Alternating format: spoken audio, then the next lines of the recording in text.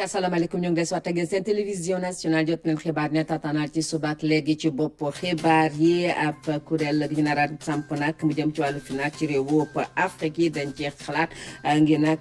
naka la ñuy fexee rek ba niilal bor yi ci réewu Afrique yi ci biir loolu nag bureau bu yaatu bi Union africaine daje nañu ci visioconférence la woon ci teewaay président de la République Macky Sall ak yeneen i njiitu réewu Afrique tolluwaayu Covid 19 ci Sénégal ñu jàpp rek ne tey am nañu fanweer ak juróom-ñaari nit yu positif ñaar fukki ak juróom-ñeent yi mooy ñuy jaxasoo woon ak ñi ki am juróom-ñett yi mooy ñi nga xamante ne ñoo ko am te kenn xamul fu ñu ko jëlee am na ñeent nag ñu ne hospitalisé ñoo xam ñibbi nañu seen kër xeex li jëm ci wàllu lawaayu Covid 19 ci réew mi préfet bu Mbacké moom na jël na matuwaay ngir tëj marché yi nekk Touba ak Mbacké ci giirub fukki fan matuwaay bi nag démb ci àllarba yi la ko jël ca Touba tey ji ci alxames yu Mbacké yi la ñuy tëj dinañ ci ànd ak préfet Makhtar Diop ci ay leeral mbokk ñu leen di gërëm di leen sant ci taamu bi ngeen tam seen télévision nationale RTS ngeen fi topp xibaar yi ci njëlbéenu xibaar ñu jàngal leen fi ab yëgle nga xamante ne rek nga bàyyi ko ci njiitu réew mi président de la république ngeen nag ñu samp kuréel gi nga xamante ne rek ñoom ñooy topp lépp lu aju ci wàllu ndimbal gi nguur gi cël ngeen nag baaxee ko waa réew mi ci lu jëm ci feebaru Covid 19 ñu jàpp ne rek am nañ juróom-benn nit yu nga xamante ne dañ fi teewal jaww nañu muy maître El Ousseyni Kane directeur général bu bureau opérationnel bu suivi moo teewal jaww gu ñu dénk lépp lu aju ci wàllu plan Sénégal émergent Abdoulaye Samb secrétaire général teewal jaww gu ñu dénk wàllu koppar gi ambassadeur Mame Baba Cissé de secrétaire général teewal jaww gu ñu dénk wàllu affaires étrangères monsieur Ndiougou Diouf secrétaire permanent bu comité de pilotage unique bu programme nga xamante ne rek moom moo teewal jaww gu ñu dénk wàllu développement communautaire Pierre Ndiaye secrétaire général teewal jaww gu ñu dénk wàllu koom Assane Mbeng secrétaire général teewal jaww gu ñu dénk wàllu wér gi yaram ñi nga xam ñoo teewal nag pencum ndaw réew mi ñett lañu monsieur Seydou Diouf moo teewal majorité parlementaire ak Toussaint Manga moom moo teewal opposition parlementaire Issa Sall moom moo teewal non inscrit ci jëm ci wàllu conseil des collectivités territoriales ñoom ñaar lañu madame Lalaïcha Fall au conseil ak monsieur Ali Badara Faye au conseil ci jëm ci conseil économique social et environnemental ñoom it ñaar lañu Alaaji Ibrahima Mbow moom moo bokk ci bureau bi di secrétaire élu ak madame Maymouna Isabelle Dieng di njiitu commission ci association bi ëmb élus territoriaux yi ñaar lañu Aliou Sall moom moo jiite AMS ak Adama Diouf moom moo jiite ADS ci parti politique yi juróom-benn lañu Nicolas Ndiaye di majorité présidentielle madame Aïssata Tall Sall majorité présidentielle Habib Sy opposition madame Niania Touré opposition Pape Diop non aligné ak Mohamed Massamba Sey non aligné ci ñi nga xamante ñooy waa société civile ñett lañu Omar Diop Alassane Seck ak madame Mame Yacine Camara ci secteur privé bi ñaar lañu Bokar Sy ak Mbagnick Diop ci syndicat yi tamit ñaar lañu madame Bassok Lamine Fall ci consommateur maanaam waaye jëfandiku yi ñaar lañu Momar Ndaw ak maître Massokhna Kane ñu jàpp rek ne yëgle bi dinañu ko siiwal ci journal officiel la ba tey mbokk yi ci wàllu xibaar ñu jàpp rek ni ngir samp li nga xamante ne rek ab kuréel ci wàllu finance réew Afrique yi dañ ci ñu mën a xalaat naka la ñuy fexe ba niilal bor yu réew Afrique yi ci biir loolu nag bureau bu yaatu Union africaine nag daje nañu ci visioconférence la woon ci teewaay président de la République Macky Sall ak yeneen i njiitu réew muy ndaje bu nga xamante ne rek ñoom ñëpp ànd nañu ngir nag xeexandoo Covid 19 mun a ab koppar gu nga xamante ne rek daal réew Afrique yi dañu ko mën a jëfandikoo waaye tamit nañ ko dajale ngir dugal ko mu toll ci $1 milliard ñu ànd ak Pape Birame Biga Ndiaye. ñeenti weer gannaaw bi ñu amalee élection présidentielle ca Guinée Bissau CEDEAO daal dina nag wax ne kii di Umaro Sissoco Embalo moom moo gagné élection boobule situation politique. ñu ngi jéggalu bu baax dañ dellu soit ci élément Pape Birame Biga Ndiaye ñu dem ci tolluwaayu Covid 19. ñu dellu soit ci Pape Birame Biga Ndiaye ñu jàpp rek ne ab kuréel gu ñu samp ci finance africaine bu nga xam dañuy xalaat ci ni ñuy niinale boru réew Afrique yi bureau bu yaatu bi nag bu Union africaine daje nañu ci visio conférence lañ ko amale ci teewaay président de la République Macky Sall ak yeneen i njiitu réew Afrique muy ndaje bu nga xamante ne rek daal dañu ànd ngeen ak xeex Covid 19 loolu nga xamante ne rek am na ko par nga xam dañu ko teg lu toll ci 1 milliard la woon ngir nag mu jëm ci wàllub xeexub feebar bi Pape Birame bi nga Njaay. anam bi ñu amalee ndajeem Union africaine bile ute nag yeneen yi li ko waral nag kenn réew ko mbir coronavirus bi moo sonal adduna bi yëpp lu ni mel nag tax ba njiitu réew Afrique yi woote ab ndaje jaarale ko ci visioconférence di ay xarale yu bees ngir boole seen doole teg ay pexe yu war a mën a faagaagal lii di feebar bile bureau élargi bu Union africaine ñoo amal waxtaan wile coronavirus yemul rek ci di faat ay bakkan mu ngi itam si yoonu nërmel koom-koomu adduna bi rawatina réewu Afrique yi nga xamante ni dañoo néew doole liggéeykat yi nelawatuñu koppar yi demeetul noonu askanu Afrique nekk si njàqare njiit yi nag ci seen bopp ñoo jóg taxaw ngir fas yéene jàkkaarloog li nga xamante ni moo di situation bu bees bile ñoom ñëpp bëgg jàppale seen réew. ci noonu la ñu taxawal ab fonds spécial di ay koppar yi nga xamante ni teg nañu ko ngir xeex coronavirus ci wàllu wér-gu-yaram Sénégal joxe na ci fonds boobule lu toll si 1 milliard ci sunu koppar. ci noonu président Macky Sall jot na addu ci boru réewu Afrique yi ngir ñu dakkal ko lu ni mel naataangoom Afrique yëpp ñoo si ànd te itam di ko ci dooleel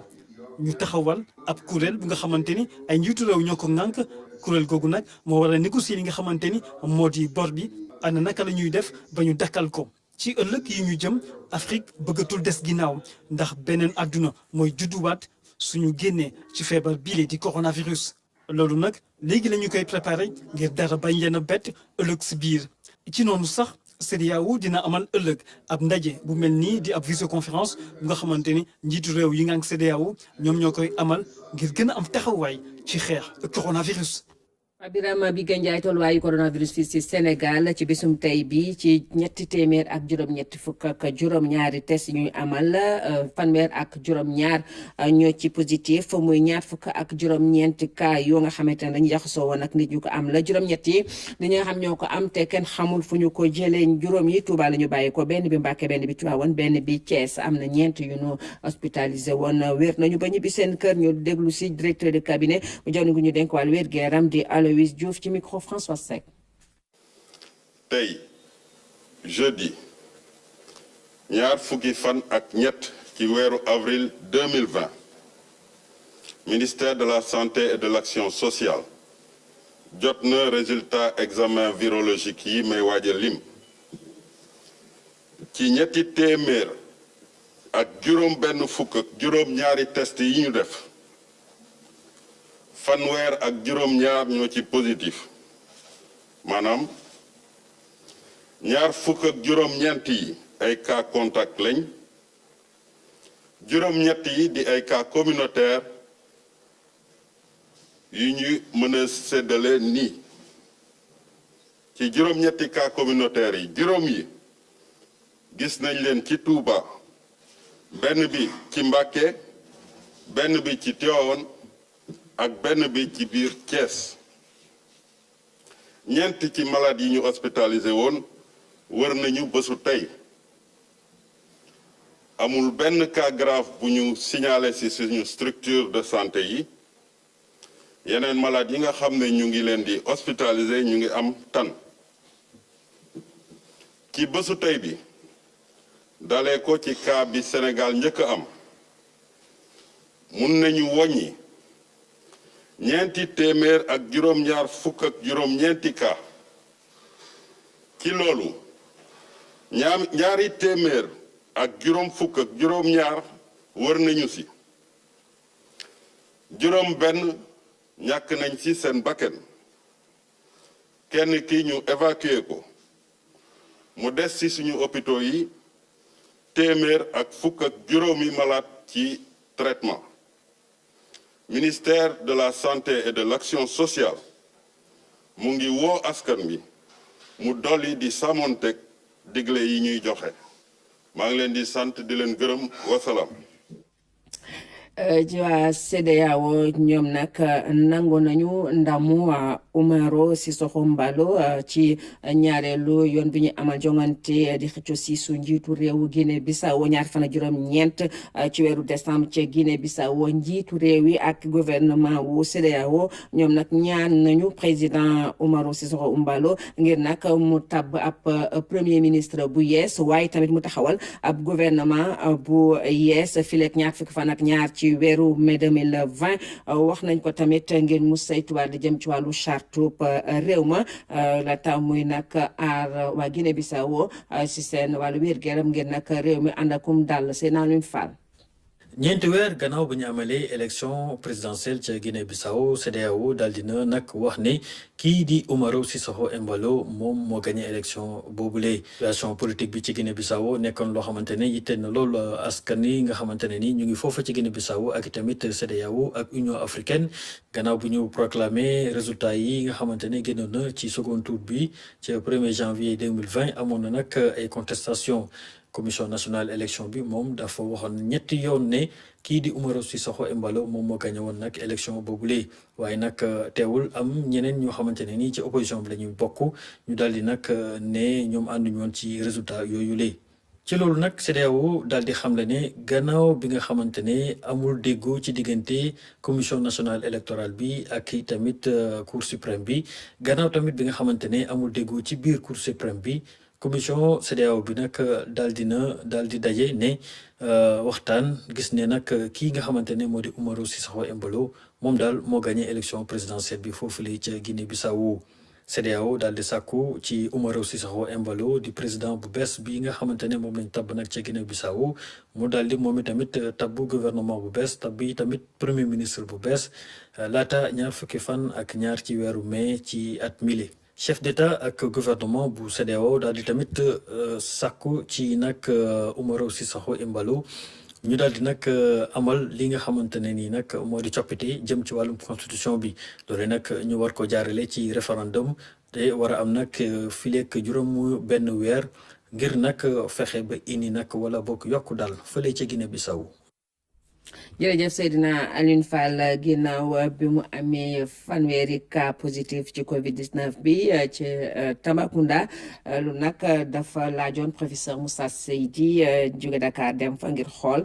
tolluwaayu feebar bi foofu waaye bu mu demee rafet na lool taxawaayu ñu yëg liggéey ci wàllu kër docteur waaye ñaax na nguur gi ngir ñu gën leen a dolli ay jumtuwaay ñu déglu ko ci micro Coroña.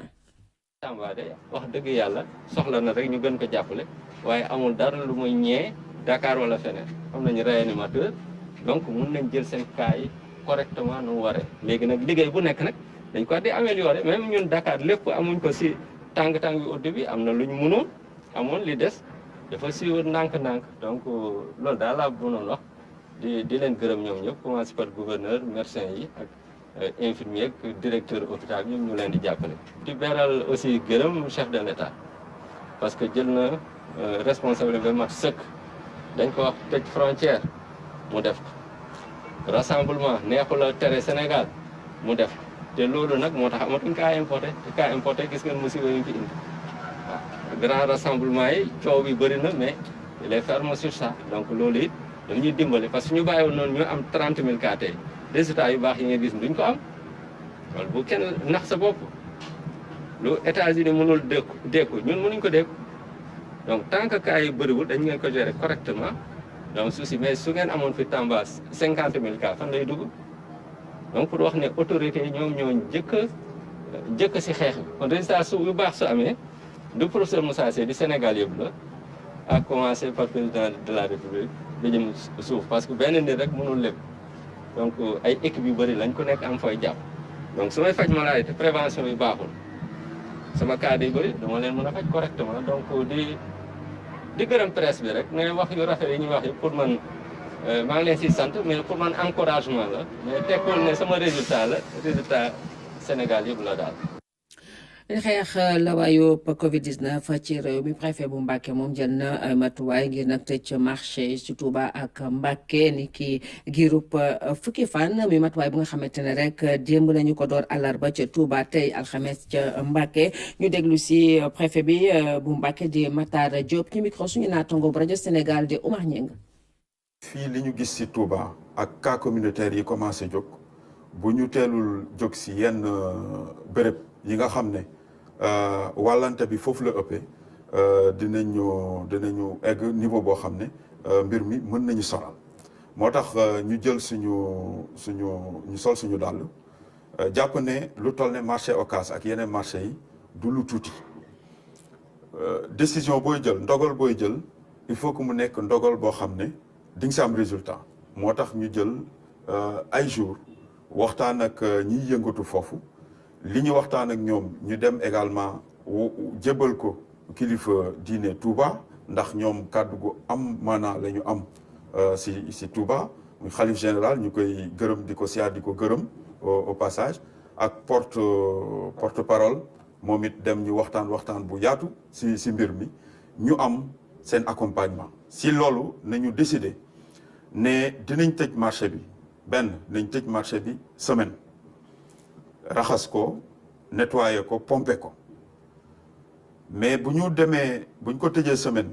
dem ba ñetti fan parce que dañu jàpp ne ñetti fan yi si la opération nettoiement yeeg désinfection yi di durer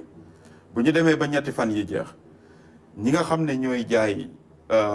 li nga xam ne moom la askan bi di gën a soxla surtout koor gi ñuy dugg muy lekk yeeg yooyu ñooñu war nañ leen mën a autoriser ñu installer waat leen bu ñu leen installer nag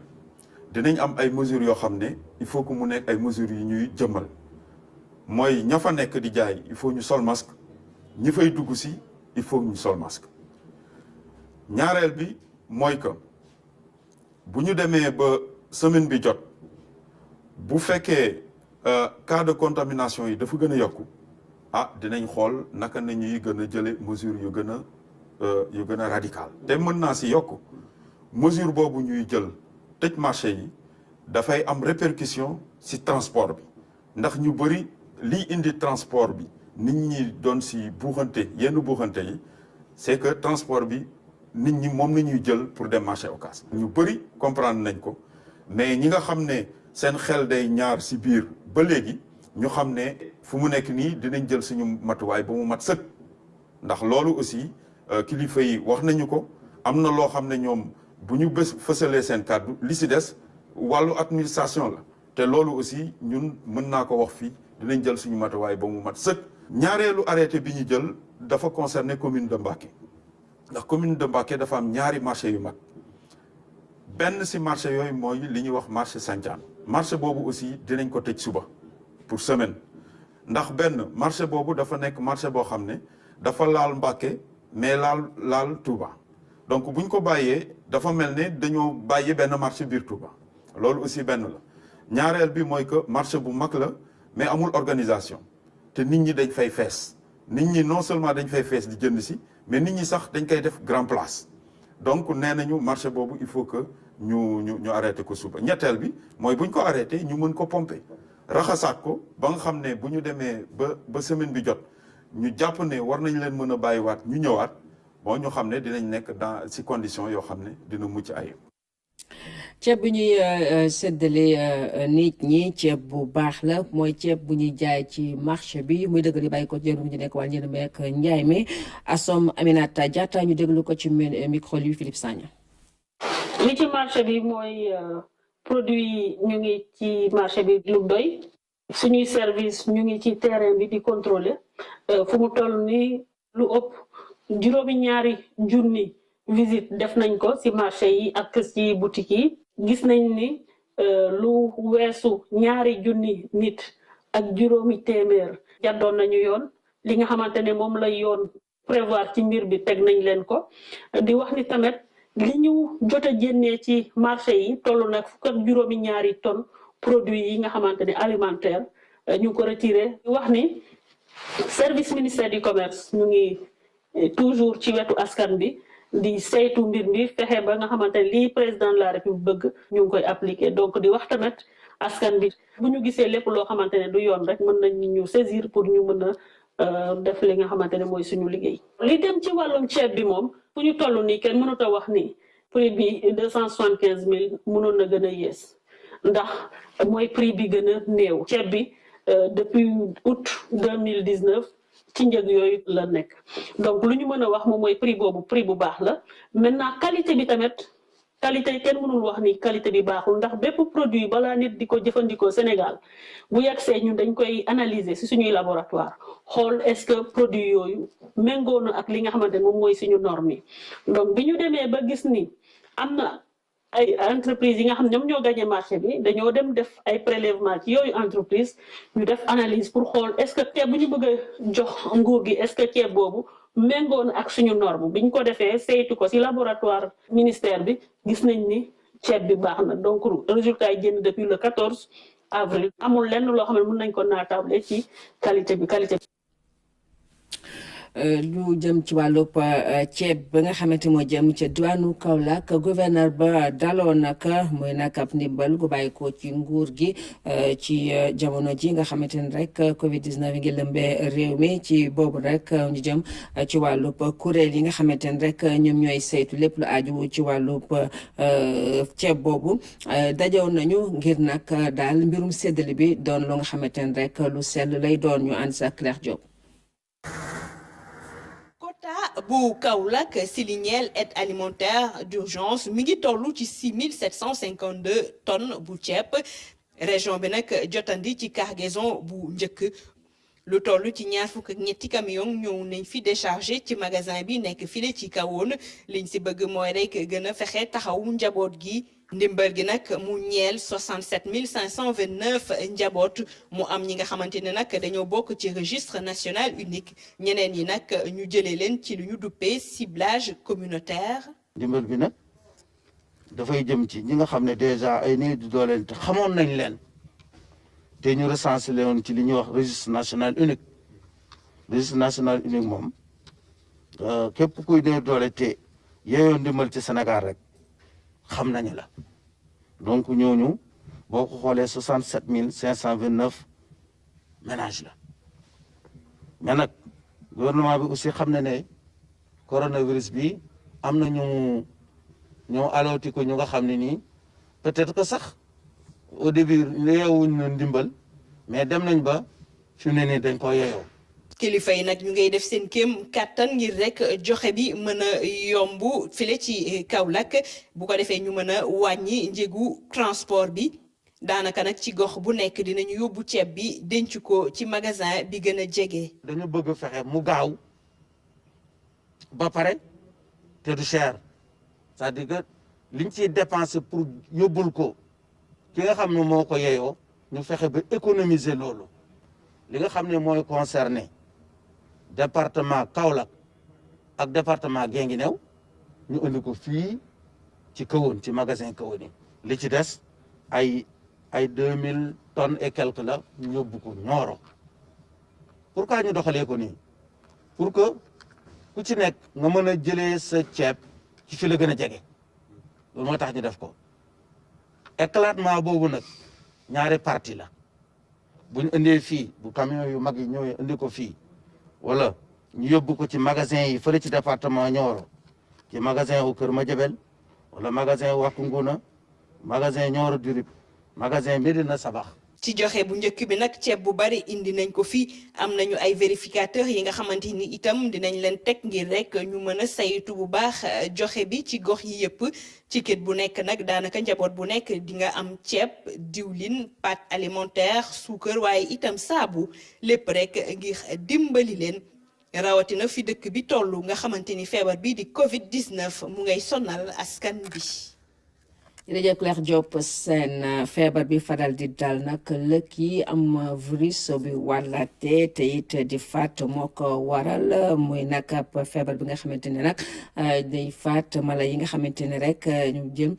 ci Dakar ak diwaanu Thiès muy virus bi nga xamante ne rek du wàll doomu aadama waaye ci mala yi la wàllante bi di doon ci gis-gisu docteur Mbax Gullo mu dal jëru ñu dénk wàllub càmm ji waaye tamit di directeur directeur service yi wax nañ sax virus boobu de indi ay jeexi jaax ci ñenn seetlukat yi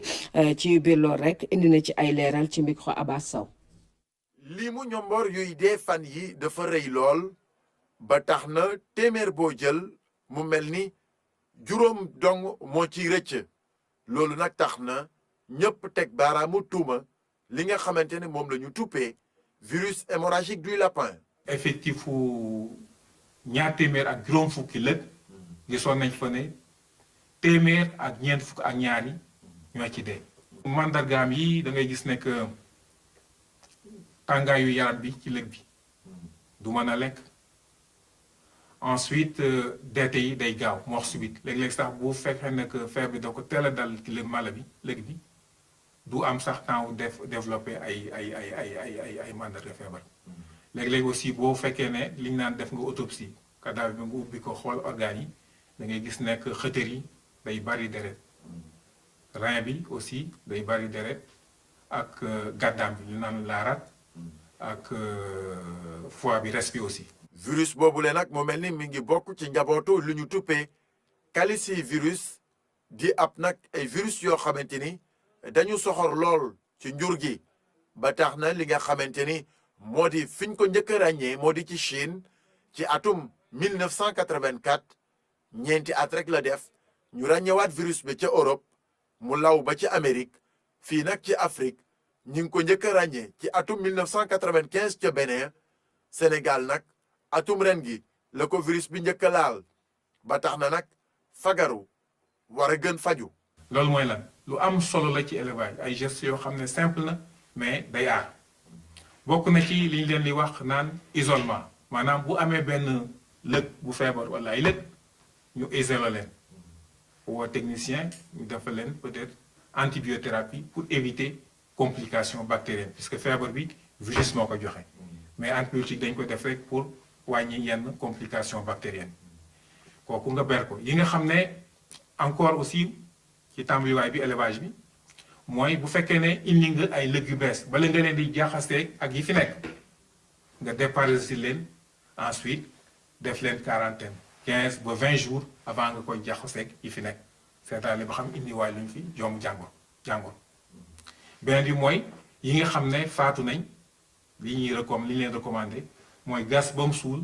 gas nga suul entre les 2 couches de chaux vive la chaux day rey doomu jàngoro bi wala nga lakk ba noppi donc pour éviter que feebar bi law. lapin yu bokk ci jur gi gën nañ leen a ràññee ci ñu faatu ci région yu mel ni Dakar ak i Thiès ba tax na nag li nga xamante ni moo di virus bi tax na ñu teg ko baaraamu tuuma mu mel ni nag xam-xam bi daañu ko wéyal ngir nag fësal mbir mi naam yeggaguñu fa ba tax na techniciens yi nga xam ne dañuy yëngu ci wàllu njur gi nekk ci ministère de l'élevage ñoom nag ñu ngi bàyyi xel bu baax a baax nan la ñuy fexee ba dugal vaccin bi ci réew mi lu ko mooy nag ñi ngi xalaataat nan la ñuy fexee ba ñu mën a yokkaat lim gi te ñi nga xam ne ñoo ci war a gën a bég moo di cuniculteurs yi yu Sénégal yi maanaam ñu yëngu ci yarum ñomboor. jërëjëf Abbas Sow mbokk li leen a illoon ci ay xibaar doo leen ko jotale bu ne saa ngeen ànd ak Rose Cissé ci xibaar yi ci Mandeng ma ne di ñaan ba ci bu jàmm salaam.